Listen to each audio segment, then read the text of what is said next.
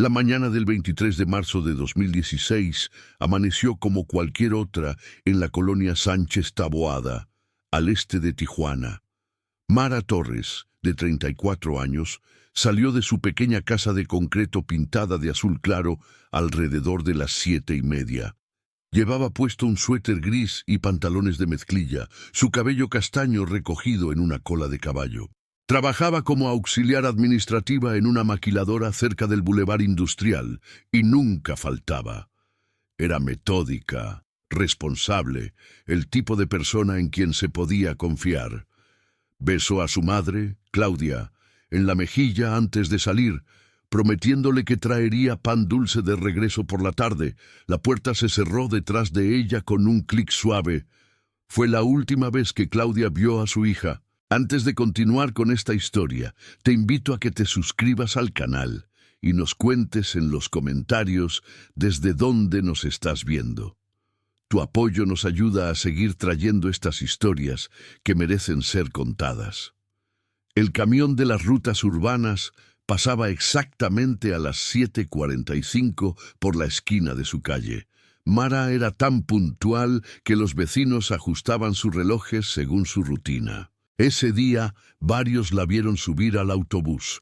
Una señora que vendía tamales en la parada recordaría después que Mara le sonrió como siempre. El autobús arrancó con el rugido característico de su motor diésel, dejando una estela de humo negro en el aire fresco de la mañana. Pero Mara nunca llegó al trabajo. Nunca bajó en su parada habitual frente a la maquiladora. Simplemente se desvaneció entre las calles atestadas de Tijuana, como si la ciudad la hubiera tragado. Claudia comenzó a preocuparse alrededor del mediodía. Llamó al celular de Mara 1, 2, 5 veces. Todas las llamadas fueron directas al buzón de voz. Intentó comunicarse con la maquiladora, pero la recepcionista le informó que Mara no había llegado a su turno y no había llamado para justificar su ausencia. Eso era completamente atípico. Mara nunca, jamás, faltaba sin avisar. Claudia sintió un nudo en el estómago que le robó el aire. Llamó a la hermana de Mara, Patricia, quien trabajaba en un banco del centro de la ciudad. Patricia dejó todo y corrió hacia la casa familiar. Para las 4 de la tarde, cuando Mara debería haber estado de regreso con el pan dulce, Claudia y Patricia se presentaron en el Ministerio Público para reportar la desaparición. El oficial que las atendió tenía un rostro cansado, marcado por años de ver casos similares. Les pidió que esperaran 48 horas. A veces la gente solo necesita tiempo, dijo con tono monótono, sin levantar la vista de sus papeles. Patricia golpeó el escritorio con la palma de su mano. Mi hermana no es de esas personas. Algo le pasó. El oficial suspiró, tomó la denuncia de mala gana y les aseguró que investigarían. Pero Claudia y Patricia sabían que eso significaba poco en una ciudad donde desaparecían decenas de personas cada mes. Los primeros días fueron un infierno de incertidumbre. Claudia no podía dormir. Se quedaba despierta en la sala, mirando hacia la puerta, esperando escuchar el sonido de las llaves de Mara. Patricia imprimió cientos de volantes con la fotografía de su hermana, una imagen donde Mara sonreía frente a un pastel de cumpleaños, sus ojos brillantes y llenos de vida. Distribuyeron los volantes por toda la colonia, pegándolos en postes, repartiéndolos en tiendas, mostrándoselos a cualquiera que quisiera verlos. La mayoría de la gente miraba con simpatía pero sin esperanza. En Tijuana, las desapariciones eran tan comunes que se habían vuelto parte del paisaje urbano, una tragedia normalizada. Una semana después, Patricia recibió una llamada de una mujer que decía haber visto a Mara el día de su desaparición. Se encontraron en una cafetería cerca del Mercado Hidalgo. La mujer, de unos 50 años con el rostro marcado por arrugas profundas, les contó que había estado en el mismo autobús que Mara aquella mañana. Recordaba haberla visto porque Mara llevaba un suéter gris que le recordó a uno que su propia hija tenía. Según la testigo, Mara se bajó del autobús 3 paradas antes de la maquiladora, en una zona comercial cerca del bulevar Agua Caliente. Parecía apurada, dijo la mujer, como si tuviera prisa por llegar a algún lugar. Se bajó y caminó hacia el norte, hacia una plaza comercial. Patricia sintió un escalofrío. ¿Por qué Mara se habría bajado antes de su trabajo? Tenía una cita. ¿Alguien la estaba esperando? Claudia y Patricia fueron inmediatamente a esa zona. Hablaron con comerciantes, guardias de seguridad, cualquiera que pudiera haber visto algo. Un empleado de una tienda de conveniencia recordaba vagamente a una mujer que coincidía con la descripción de Mara comprando agua embotellada esa mañana. Pero después de eso, nada. Ninguna cámara de seguridad había captado su imagen. Era como si Mara hubiera desaparecido en el aire después de esa compra. Las investigaciones oficiales avanzaban a paso de tortuga. El detective asignado al caso, un hombre de mediana edad llamado Héctor Salinas, parecía más interesado en cerrar expedientes que en encontrar respuestas. Les decía que estaban haciendo todo lo posible, pero Patricia sabía que era mentira. Sabía que el caso de Mara era solo uno más en una montaña de carpetas amarillentas. Los meses pasaron como arena entre los dedos. Claudia envejeció años en semanas. Su cabello se llenó de canas. Sus ojos perdieron el brillo. Cada mañana se despertaba con una diminuta esperanza de que ese sería el día en que Mara volvería a casa. Y cada noche se acostaba con el corazón roto de nuevo. Patricia se convirtió en una activista involuntaria, uniéndose a grupos de familias de desaparecidos, asistiendo a marchas, gritando los nombres de sus seres queridos en las calles. Conoció a otras madres, otras hermanas, todos con la misma mirada vacía de quien ha perdido algo que nunca podrá recuperar. El dolor compartido creaba un vínculo extraño, pero reconfortante. En octubre de 2016, 6 meses después de la desaparición, Patricia conoció a Lucía Ramírez en una de esas reuniones de familias. Lucía era una periodista independiente que investigaba casos de desapariciones en Baja California. Alta, de complexión delgada, con el cabello corto y negro como la noche, Lucía tenía una mirada penetrante que parecía ver a través de las mentiras. Se acercó a Patricia después de una marcha y le ofreció su ayuda. «He seguido el caso de tu hermana», le dijo. «Hay cosas que no cuadran. Déjame investigar». Patricia aceptó sin pensarlo 2 veces. Necesitaba a alguien que realmente se preocupara. Lucía comenzó su propia investigación desde cero. Habló con los mismos testigos que la policía había entrevistado superficialmente, pero ella hizo las preguntas correctas, profundizó donde otros se habían detenido.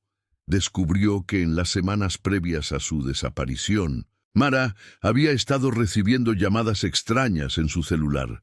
Claudia recordaba que Mara mencionó algo sobre números desconocidos que la llamaban y colgaban.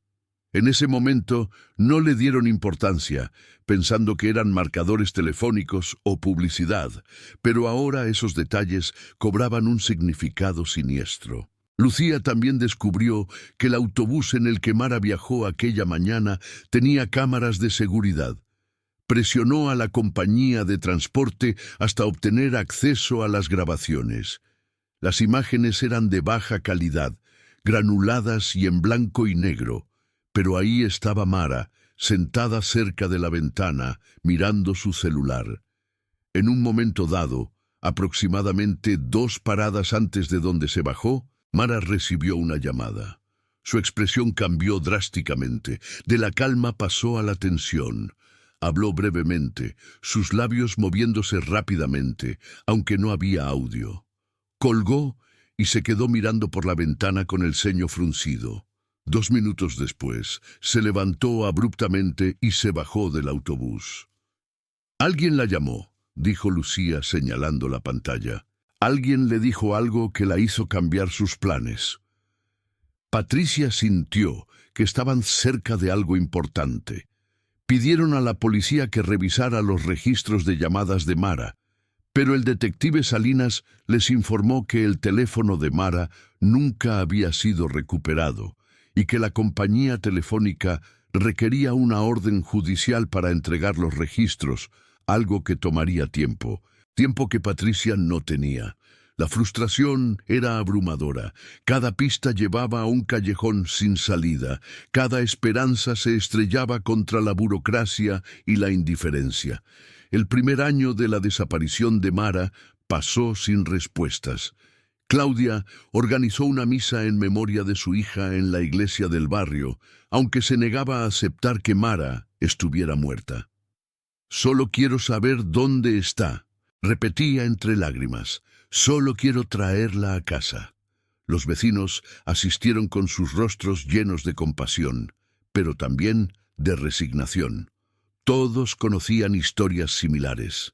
Todos sabían que las probabilidades de encontrar a Mara con vida disminuían cada día que pasaba. Patricia no se dio por vencida. Con la ayuda de Lucía, continuaron investigando por su cuenta. Descubrieron que en los días previos a su desaparición, Mara había estado visitando un café internet en la colonia. El dueño del establecimiento, un hombre mayor llamado Don Gustavo, recordaba a Mara porque era una de sus clientas regulares. «Venía 2 o 3 veces por semana», dijo. «Siempre usaba la misma computadora, la del rincón. Era muy callada, nunca causaba problemas». Don Gustavo les mostró los registros de uso, aunque estaban incompletos. Mara había estado navegando en sitios web y revisando correos electrónicos. ¿Pero qué buscaba? ¿Con quién se comunicaba? Lucía tenía un contacto en la policía cibernética, un técnico llamado Roberto que le debía un favor.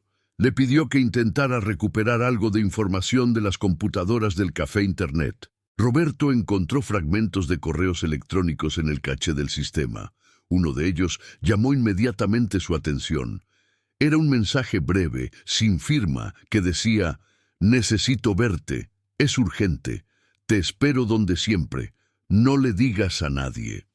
El correo estaba fechado 2 días antes de la desaparición de Mara. ¿Quién le había enviado ese mensaje? ¿Dónde era? Donde siempre. Patricia mostró el correo a Claudia, esperando que su madre tuviera alguna pista.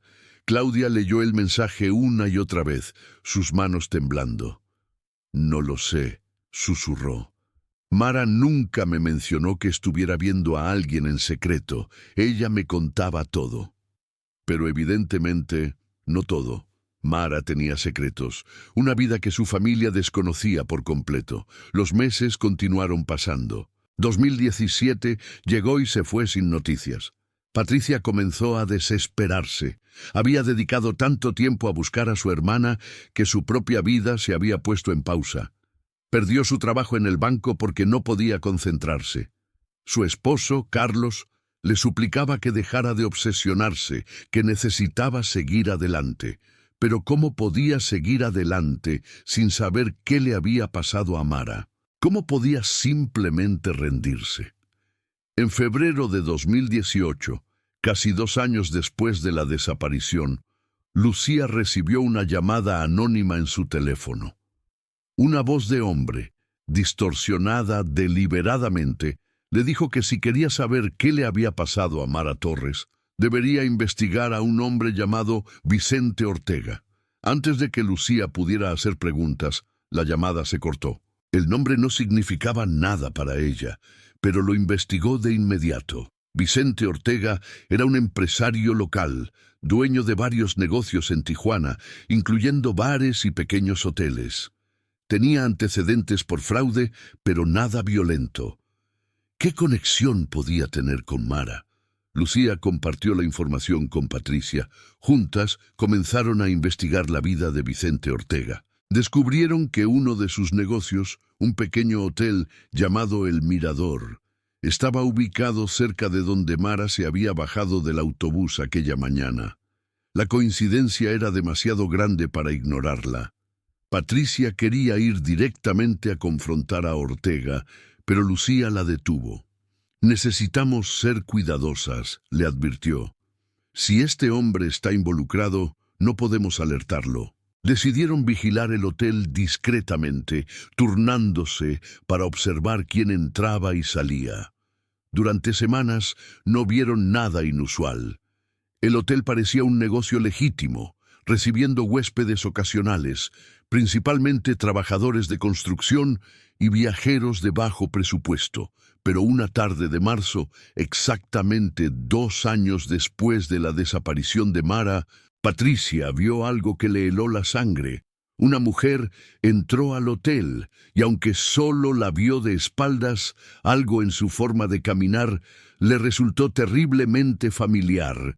El cabello era diferente, más corto y teñido de rubio, pero la manera en que se movía, el ligero cojeo en su pierna izquierda que Mara tenía desde un accidente de infancia. Patricia sintió que el mundo se detenía. Sin pensarlo, saltó del coche y corrió hacia el hotel. Lucía la siguió, gritándole que esperara, pero Patricia no podía detenerse. Entró al lobby del hotel buscando desesperadamente a la mujer, pero ya había desaparecido por un pasillo. El recepcionista, un joven con un tatuaje en el cuello, la miró con desconfianza. «¿Puedo ayudarla?», preguntó con tono seco. Patricia describió a la mujer, sus palabras saliendo atropelladas y confusas. El recepcionista negó con la cabeza. «No sé de quién habla. Aquí entran muchas personas». Lucía llegó corriendo detrás de Patricia y la tomó del brazo, arrastrándola hacia afuera antes de que causara más escena. «No era ella», dijo Lucía, tratando de calmar a Patricia en el estacionamiento. «Tu mente te está jugando trucos. Necesitas descansar».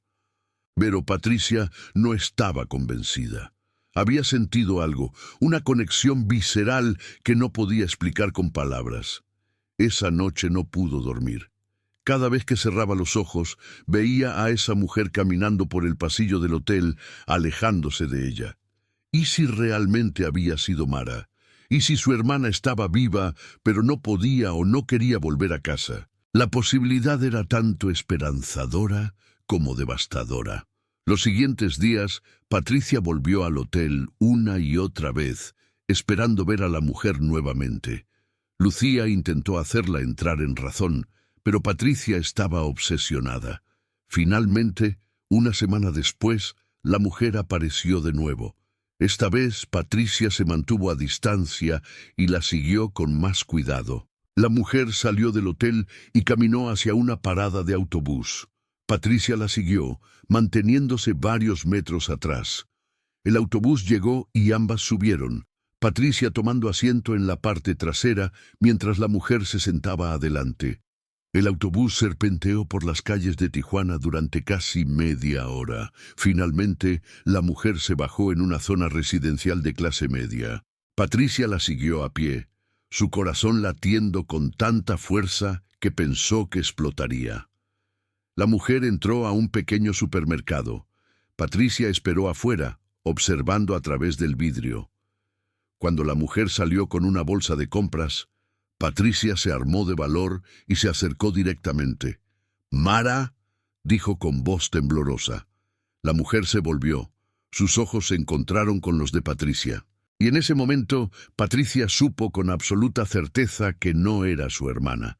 Los ojos eran diferentes, el rostro más redondo, la nariz más pequeña. El parecido era superficial, producto de su desesperación y su anhelo. La mujer la miró con confusión y un poco de miedo. «Lo siento», murmuró Patricia con lágrimas corriendo por sus mejillas. «Pensé que eras alguien más». La mujer asintió incómoda y se alejó rápidamente. Patricia se quedó parada en la acera, sintiéndose vacía y derrotada. Lucía la encontró allí una hora después, sentada en la banqueta con la mirada perdida. No necesitaba preguntar qué había pasado. Se sentó junto a ella en silencio, ofreciéndole su presencia como único consuelo. No puedo seguir así, dijo Patricia finalmente. Me estoy volviendo loca. Veo a Mara en cada esquina, en cada mujer que pasa. No puedo vivir así. Lucía apretó su mano. Lo sé, pero no puedes rendirte. Hay respuestas en algún lugar. Solo necesitamos seguir buscando. Pero buscar se había vuelto cada vez más difícil. Las pistas se habían agotado. La policía había archivado el caso como desaparición sin resolver, un eufemismo para decir que habían dejado de buscar. El detective Salinas se había jubilado y su reemplazo no mostraba ningún interés en revisar casos viejos. Claudia había envejecido dramáticamente, su salud deteriorándose por el estrés y la tristeza constantes. Los médicos le advirtieron que su corazón no podía soportar mucho más. Patricia se sentía atrapada entre cuidar a su madre moribunda y continuar buscando a su hermana desaparecida. El año 2018 transcurrió lentamente. Lucía continuaba investigando cuando podía, pero también tenía otros casos, otras historias que contar. La vida seguía adelante para todos, excepto para la familia Torres, congelada en el tiempo desde aquella mañana de marzo de 2016. Patricia intentó volver a trabajar, encontrando un empleo de medio tiempo en una tienda de ropa. Carlos, su esposo, se había mudado, incapaz de lidiar con la obsesión de su esposa. El divorcio se finalizó sin drama, ambos demasiado cansados para pelear, y entonces, en enero de 2020, casi 4 años después de la desaparición, todo cambió. Patricia recibió una llamada de un número desconocido. Al principio pensó en no contestar, cansada de los vendedores telefónicos y las falsas esperanzas. Pero algo la hizo responder. «Hola», dijo con cautela. La voz al otro lado era ronca, masculina, nerviosa. «¿Es usted Patricia Torres?», preguntó el hombre. «Sí. ¿Quién habla?». Hubo una pausa larga. «Mi nombre es Miguel Ángel Ruiz. Estoy en el Centro de Readaptación Social de Tijuana. Tengo información sobre su hermana, Mara Torres». Patricia sintió que el suelo se movía bajo sus pies. «¿Qué tipo de información?», preguntó, su voz apenas un susurro. Miguel Ángel Ruiz explicó que había estado encarcelado durante los últimos 3 años por posesión de drogas. Había estado cumpliendo su sentencia sin incidentes, esperando su liberación. Pero hacía aproximadamente un mes habían trasladado a una nueva reclusa al área de máxima seguridad de la prisión. Los presos masculinos y femeninos estaban separados, pero compartían algunas áreas comunes bajo supervisión estricta. Durante uno de esos encuentros, en la biblioteca de la prisión, había conocido a una mujer que se llamaba a sí misma Elena Vargas. «Hablamos brevemente», continuó Miguel Ángel. «Me contó que estaba ahí por un caso de secuestro. Aunque ella insistía en que era inocente, dijo que la habían acusado falsamente. Le creí, parecía genuina.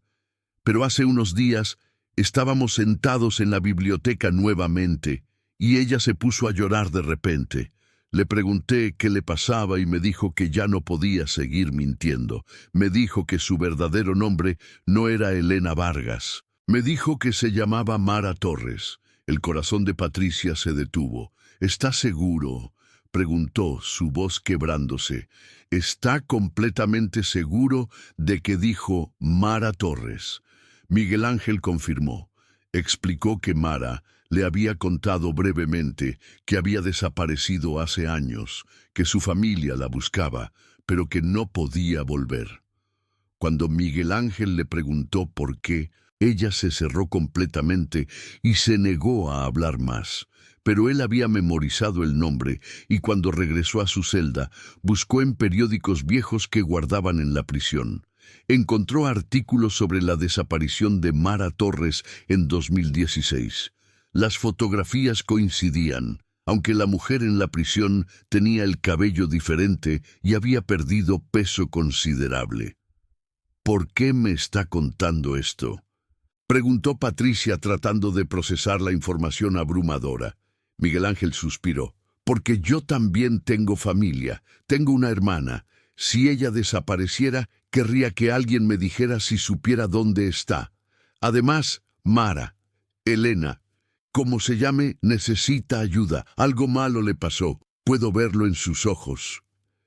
Patricia le agradeció profusamente y colgó con las manos temblando. Inmediatamente llamó a Lucía y le contó todo. Lucía compartió su incredulidad, pero también su esperanza cautelosa. «Necesitamos verificar esto», dijo. «Podría ser un error o alguien tratando de aprovecharse de ti». Patricia lo sabía, pero no podía ignorar esta posibilidad. Si había, aunque fuera una mínima oportunidad de que Mara estuviera viva, tenía que investigarlo. Al día siguiente, Patricia y Lucía fueron al Centro de Readaptación Social. Solicitaron información sobre Elena Vargas, la reclusa que Miguel Ángel Ruiz había mencionado. El proceso fue burocrático y frustrante, pero finalmente un oficial les confirmó que existía una reclusa con ese nombre, arrestada 6 meses antes por presuntamente participar en un secuestro. El caso aún estaba en proceso judicial. Sin embargo, les informaron que no podían darles más información sin una orden judicial o sin ser familiares directos. Patricia insistió en que creía que Elena Vargas era en realidad su hermana desaparecida. El oficial la miró con escepticismo, pero tomó nota de su declaración. Les dijo que presentarían su solicitud al director de la prisión y que les responderían en unos días. Patricia se sentía frustrada por la lentitud del proceso, pero no tenía otra opción más que esperar. Mientras tanto, Lucía usó sus contactos periodísticos para investigar el caso de Elena Vargas. Descubrió que había sido arrestada en julio de 2019 en un operativo contra una red de secuestradores. Según los reportes policiales, Elena era la novia de uno de los principales sospechosos, un hombre llamado Ricardo Fuentes. La acusaban de ser cómplice en al menos 3 secuestros, aunque ella negaba rotundamente cualquier participación. Su caso se había estancado en el sistema judicial, esperando juicio. Lucía obtuvo una fotografía policial de Elena Vargas. La imagen era de baja calidad, pixelada y oscura, pero cuando se la mostró a Patricia, ambas se quedaron sin aliento. A pesar de los cambios significativos, el cabello corto y decolorado, el rostro demacrado, las ojeras profundas, había algo innegablemente familiar en esos ojos. Patricia sintió un nudo en la garganta. «Es ella», susurró. «Dios mío, es Mara». Claudia estaba en cama, su salud deteriorada hasta el punto de necesitar oxígeno constante. Cuando Patricia le mostró la fotografía, los ojos de la anciana se llenaron de lágrimas. «Mi niña», murmuró acariciando la imagen en la pantalla del teléfono. «¿Qué te hicieron, mi niña?» Patricia prometió a su madre que traería a Mara a casa, sin importar lo que costara. Después de una semana de espera tortuosa, Patricia recibió autorización para visitar a Elena Vargas en la prisión. El día de la visita llegó con una mezcla de terror y esperanza. Patricia no había dormido en días, ensayando mentalmente lo que diría, cómo reaccionaría. Lucía la acompañó para apoyo moral. El proceso de entrada fue humillante y prolongado, con múltiples revisiones de seguridad. Finalmente, las condujeron a una sala de visitas dividida por gruesos paneles de vidrio, con teléfonos a ambos lados para comunicarse. Patricia se sentó y esperó. Los minutos se sentían como horas. Y entonces la puerta del otro lado se abrió y una mujer entró escoltada por un guardia. Era delgada, casi esquelética, con el uniforme de prisión colgando de su cuerpo. Su cabello rubio estaba mal cortado, revelando raíces oscuras. Tenía moretones descoloridos en los brazos y una cicatriz reciente sobre su ceja derecha. Pero cuando levantó la vista y sus ojos se encontraron con los de Patricia a través del vidrio, no había duda posible. Era Mara. Los ojos de Mara se abrieron con shock. Su rostro palideció aún más de lo que ya estaba. Negó con la cabeza lentamente, como si quisiera deshacer esta realidad. Patricia levantó el teléfono con mano temblorosa. Después de un momento de duda, Mara hizo lo mismo. «Hola, Patty», dijo Mara con voz quebrada, usando el apodo de infancia que solo su familia conocía. Las lágrimas corrían libremente por el rostro de ambas hermanas. «¿Por qué?», fue lo único que Patricia pudo preguntar. «¿Por qué desapareciste? ¿Por qué no volviste a casa?». Mara cerró los ojos, las lágrimas cayendo por sus mejillas demacradas. «Porque no podía», susurró, «porque me amenazaron, porque tuve miedo, porque hice algo terrible». Las siguientes horas fueron devastadoras. Mara contó su historia con voz entrecortada, deteniéndose frecuentemente para llorar o para recuperar la compostura. Explicó que en los meses previos a su desaparición había conocido a un hombre en un café internet, Ricardo Fuentes. Él era carismático, atento, diferente a todos los hombres que había conocido. Comenzaron a verse en secreto. Mara no le había contado a su familia porque Ricardo era mayor, divorciado, y tenía una reputación cuestionable. Sabía que su madre desaprobaría. Ricardo le había dicho que trabajaba en importaciones y exportaciones, pero Mara pronto descubrió la verdad. Estaba involucrado en actividades criminales, incluyendo secuestros. Para cuando Mara lo supo, ya era demasiado tarde. Estaba enamorada, ciega a las señales de peligro. Ricardo le había pedido un favor pequeño, solo guardar unas llaves en su casa por unos días. Mara accedió sin pensar en las consecuencias. La mañana de su desaparición, Ricardo la llamó frenéticamente. Le dijo que la policía iba tras él, que necesitaba esas llaves urgentemente. Le pidió que se bajara del autobús y lo encontrara en el hotel El Mirador. Mara obedeció, sin saber que estaba caminando hacia su propia trampa. Cuando llegó al hotel, Ricardo estaba desesperado, paranoico. Le dijo que necesitaban esconderse, que la policía pensaría que ella también estaba involucrada si la encontraban. En su miedo e ingenuidad, Mara le creyó. Pasaron semanas escondidos en diferentes lugares. Ricardo se volvió cada vez más violento y controlador. Mara se dio cuenta demasiado tarde de que no podía escapar. La amenazó con lastimar a su familia si intentaba volver. Le mostró fotografías de Claudia y Patricia, tomadas sin su conocimiento, como prueba de que hablaba en serio. Mara estaba aterrorizada, paralizada por el miedo. Decidió que era mejor que su familia pensara que estaba muerta o desaparecida que ponerlas en peligro. Durante los años siguientes, Mara vivió en un infierno. Ricardo la obligó a cambiar su identidad, a teñirse el cabello, a no contactar a nadie de su vida anterior. La mantenía aislada, moviéndola constantemente de un lugar a otro. Aunque no participó directamente en los secuestros, Mara sabía lo que estaba pasando. Su silencio la hacía cómplice, y la culpa la consumía día tras día. En julio de 2019, la policía finalmente atrapó a Ricardo y su red. Mara fue arrestada junto con él, acusada de complicidad. Intentó explicar su situación, pero las evidencias estaban en su contra. Las llaves que había guardado, su presencia en varios lugares relacionados con los crímenes, su identidad falsa. Todo apuntaba a su participación voluntaria. Su abogado de oficio era incompetente, sobrecargado de casos. Mara se declaró inocente, pero el proceso judicial avanzaba lentamente. Quería contactarlas, sollozó Mara. Miles de veces quise llamar, escribir cualquier cosa, pero tenía tanto miedo. Miedo de que Ricardo encontrara una forma de lastimar a mamá y a ti. Miedo de que no me creyeran. Miedo de haber perdido tanto tiempo que ya no me quisieran de vuelta. Patricia lloraba incontrolablemente. Nunca, jamás dejamos de quererte. Mamá está enferma, Mara.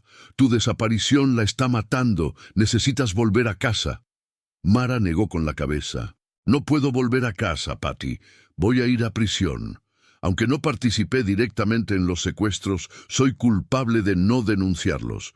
Soy culpable de desaparecer, de causar dolor. No merezco perdón. Patricia golpeó el vidrio con la palma de su mano. No digas eso. Fuiste víctima también. Te manipularon, te amenazaron. Vamos a luchar, vamos a conseguirte un mejor abogado. Vamos a aclarar tu nombre. Lucía, que había estado escuchando en silencio, intervino. Mara, tu historia necesita ser contada correctamente. Soy periodista. Puedo ayudar a que la gente entienda lo que realmente pasó. No todos los que están atrapados en estas situaciones son criminales voluntarios. Algunos son víctimas de circunstancias y manipulación. Deja que te ayudemos. Mara miró a su hermana y a Lucía con una mezcla de esperanza y desesperación. ¿De verdad creen que hay una oportunidad? Patricia asintió enfáticamente. Hay una oportunidad si luchas. Pero necesitas confiar en nosotras. Necesitas contarnos todo, cada detalle, sin importar cuán doloroso sea. Solo así podremos construir tu defensa. En las semanas siguientes, Patricia contrató a Sofía Mendoza, una abogada defensora con experiencia en casos de violencia de género y coerción. Sofía revisó el caso de Mara con ojo crítico.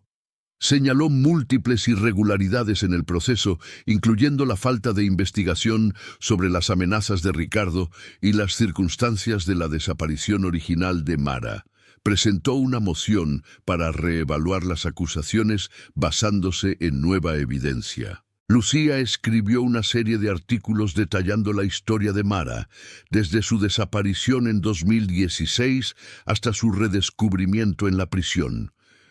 Los artículos causaron sensación, generando debate público sobre las víctimas atrapadas en relaciones abusivas y actividades criminales. Grupos de defensa de los derechos de las mujeres se unieron a la causa, presionando al sistema judicial para que considerara las circunstancias atenuantes. Patricia visitaba a Mara semanalmente, manteniendo su espíritu vivo.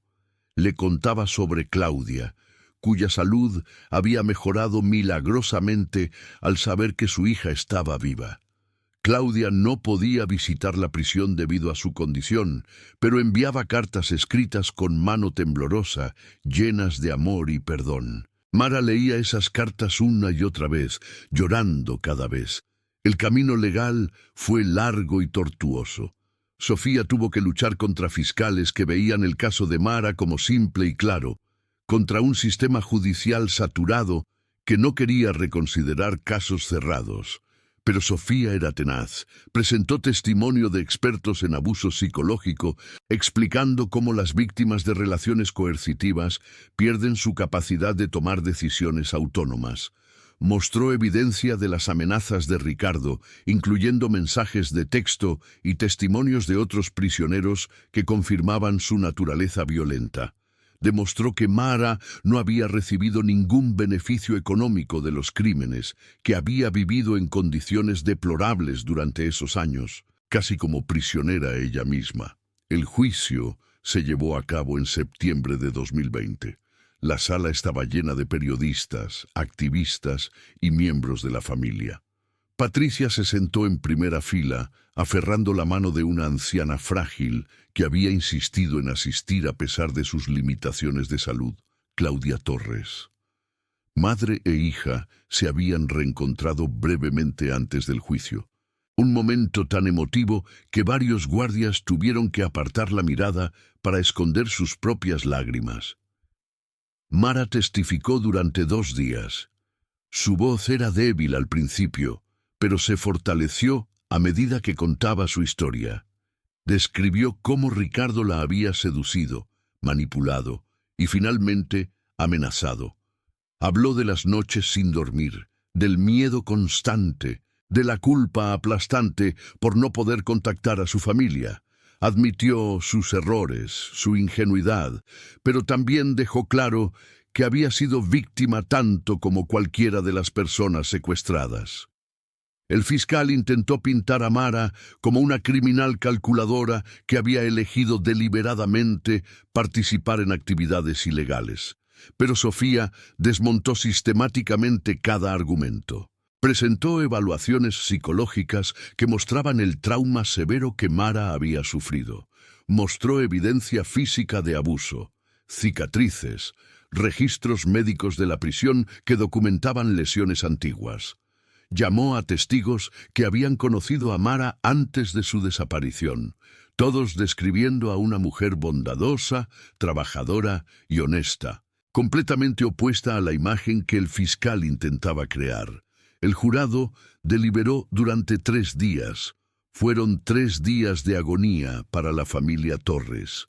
Patricia apenas comía o dormía, obsesivamente repasando cada momento del juicio, preguntándose si habían hecho suficiente, si habían presentado cada argumento posible.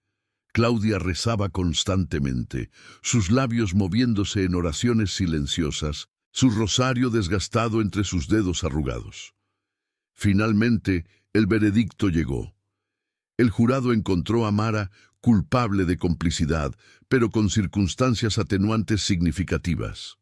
El juez, una mujer de mediana edad, con una expresión seria pero compasiva, declaró que aunque Mara había cometido errores de juicio y no había denunciado los crímenes cuando pudo hacerlo, era claro que había actuado bajo coerción extrema y temor por su vida y la de su familia. Sentenció a Mara a 2 años de prisión, con crédito por el tiempo ya cumplido, seguido de 3 años de libertad condicional y servicios comunitarios obligatorios, trabajando con víctimas de violencia doméstica. Era mucho menos de lo que el fiscal había pedido, 10 años de prisión, pero aún así significaba más tiempo en cautiverio para Mara. Sin embargo, con el tiempo ya cumplido y buen comportamiento, Sofía estimó que Mara podría ser liberada en aproximadamente 6 meses. Claudia lloró de alivio. Patricia abrazó a Lucía, agradeciéndole por nunca rendirse. Mara, en la mesa de la defensa, simplemente cerró los ojos y permitió que las lágrimas cayeran. Por primera vez en 4 años sintió algo parecido a la esperanza. Los 6 meses pasaron lentamente pero con propósito. Patricia continuó visitando religiosamente, ahora con Claudia ocasionalmente cuando su salud lo permitía. Mara usó el tiempo para trabajar en sí misma, asistiendo a terapia grupal en la prisión, tomando clases de educación continua, preparándose para reintegrarse a la sociedad. El día de su liberación llegó en marzo de 2021, exactamente 5 años después de su desaparición. Patricia y Claudia esperaban afuera de las puertas de la prisión desde antes del amanecer. Cuando Mara finalmente salió, vestida con ropa civil que Patricia le había traído, madre e hija se abrazaron durante largos minutos, llorando, riendo, incapaces de articular las emociones que las abrumaban. El camino de regreso a casa fue silencioso. Mara miraba por la ventana del coche, viendo pasar las calles de Tijuana, que una vez conoció también. Todo parecía diferente y familiar al mismo tiempo. Cuando llegaron a la Casa Azul, en la colonia Sánchez Taboada, Mara se detuvo frente a la puerta. ¿Lista?, preguntó Patricia suavemente. Mara asintió, respiró profundamente y cruzó el umbral. La casa estaba llena de vecinos, familiares lejanos, amigos que habían seguido la historia. Habían preparado una comida sencilla pero abundante, con todos los platillos favoritos de Mara. La recibieron con abrazos cautelosos, conscientes de que era frágil, de que había pasado por un infierno. Mara se sentía abrumada, pero también profundamente conmovida por el amor que la rodeaba. Esa noche, después de que todos se habían ido, Mara se sentó en la sala con Claudia y Patricia. Hablaron durante horas sobre todo y nada. Recuerdos de la infancia, planes para el futuro, los años perdidos que nunca podrían recuperar pero podían sanar. Claudia acarició el cabello de su hija, ahora volviendo a su color natural castaño. «Estás en casa», susurró. «Finalmente, estás en casa». Los meses siguientes fueron de reconstrucción. Mara cumplió rigurosamente con los términos de su libertad condicional.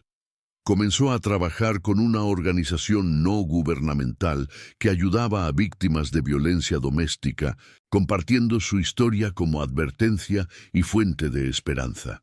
Descubrió que hablar sobre su experiencia era terapéutico y que su testimonio ayudaba a otras mujeres a reconocer señales de peligro en sus propias relaciones. Patricia y Carlos, después de su divorcio, habían mantenido una amistad distante. Pero al ver la transformación de Patricia después del regreso de Mara, Carlos se acercó nuevamente. Eventualmente reconocieron que su separación había sido producto del dolor y el estrés, no de falta de amor. Comenzaron a reconstruir su relación lentamente, con más madurez y comprensión mutua. Lucía continuó documentando la historia, escribiendo un libro sobre el caso de Mara Torres y otras mujeres en situaciones similares.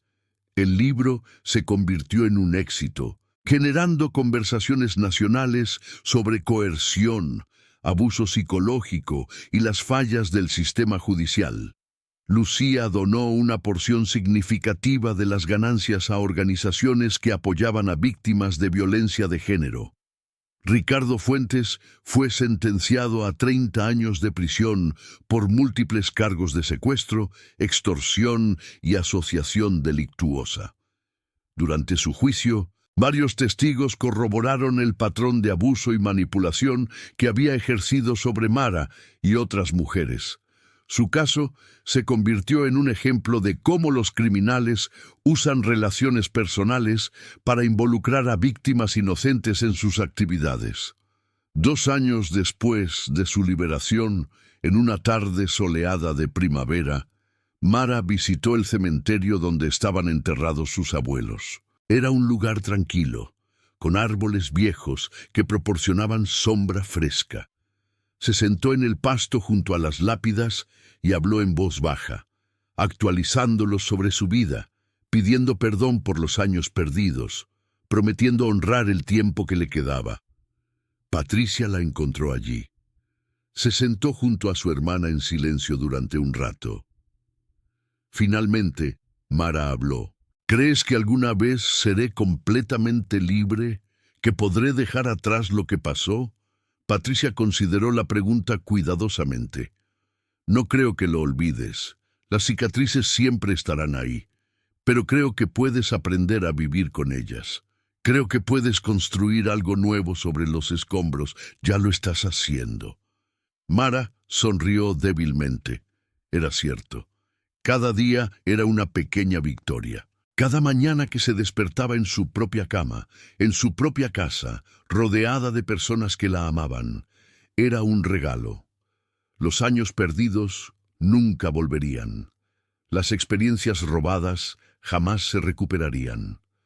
Pero el futuro seguía siendo suyo para escribirlo. Claudia vivió lo suficiente para ver a su hija reconstruir su vida. Murió pacíficamente en su sueño 3 años después del regreso de Mara, con sus 2 hijas sosteniéndole las manos. Sus últimas palabras fueron de gratitud por haber podido abrazar a Mara una vez más. En su funeral, Mara habló sobre el amor inquebrantable de su madre, sobre cómo nunca dejó de buscar, nunca perdió la fe. No había ojo seco en la iglesia. El caso de Mara Torres se convirtió en un símbolo en Tijuana y más allá. No solo de las tragedias que ocurren cada día, sino también de la posibilidad de redención, de segundas oportunidades, de esperanza contra toda probabilidad. Las autoridades eventualmente revisaron cientos de casos de desapariciones a la luz de la historia de Mara, reconociendo que no todas las personas desaparecidas son víctimas de violencia fatal. Algunas están atrapadas en situaciones que no pueden escapar, esperando ser encontradas. Miguel Ángel Ruiz, el reo que había contactado a Patricia, fue liberado 6 meses después de Mara. Ella y Patricia lo buscaron para agradecerle personalmente. Se encontraron en una cafetería y Miguel Ángel, un hombre de complexión robusta con tatuajes en los brazos y una sonrisa tímida, les dijo que no había hecho más que lo correcto. «Todos merecemos una oportunidad de volver a casa», dijo simplemente. Mara le ofreció ayudarlo a encontrar trabajo, usando sus conexiones en las organizaciones con las que trabajaba. Miguel Ángel aceptó agradecido, convirtiéndose en otro ejemplo de cómo las segundas oportunidades podían cambiar vidas. Años más tarde, en el aniversario de su desaparición, una fecha que la familia había transformado de día de dolor a día de celebración de supervivencia, Patricia organizó una reunión pequeña. Estaban ella y Carlos, ahora reconciliados. Mara y su nuevo novio, un trabajador social que conoció en la organización, Lucía con su pareja y varios amigos que habían apoyado durante los años oscuros. Comieron, rieron, compartieron historias. Cuando la noche cayó y la mayoría se había ido, Mara y Patricia se sentaron en el mismo porche donde Claudia solía esperar el regreso de su hija. ¿Alguna vez imaginaste que terminaríamos aquí?, preguntó Patricia. Mara negó con la cabeza. Hubo momentos en que pensé que nunca volvería a ver esta casa, momentos en que quise rendirme, pero algo me mantuvo viva. La esperanza de que algún día, de alguna manera, podría volver. Patricia apretó la mano de su hermana. Y lo hiciste, contra todo pronóstico, volviste a casa. Las luces de la ciudad titilaban en la distancia, Tijuana extendiéndose como un mar de luces bajo el cielo nocturno.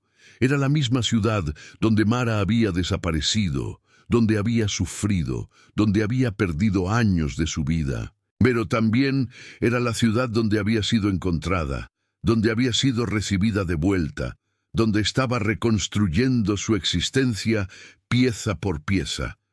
No era un final de cuento de hadas. Las cicatrices permanecían, tanto físicas como emocionales. Mara aún tenía pesadillas, momentos de pánico cuando veía a alguien que le recordaba a Ricardo, días en que la culpa amenazaba con ahogarla. Pero también tenía herramientas ahora, terapia, apoyo, propósito. Tenía mañanas en que se despertaba agradecida de estar viva, tardes dedicadas a ayudar a otras mujeres a escapar de situaciones peligrosas, noches rodeada de personas que la amaban incondicionalmente.